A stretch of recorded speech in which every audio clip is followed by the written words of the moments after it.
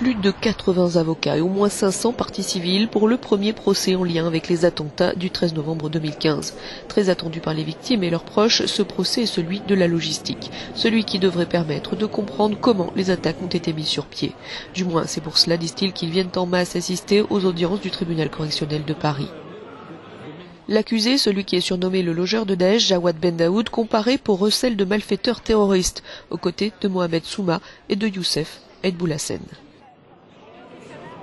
Pour les parties civiles, pour les victimes, c'est très important que ce procès ait lieu sur une période relativement courte. Alors, bien sûr, certaines victimes sont présentes aujourd'hui, mais j'ai également une pensée pour ceux qui ne sont pas là, parce qu'ils sont traumatisés, parce que ce procès leur fait revivre ce traumatisme et ça ravive leur douleur et leur souffrance.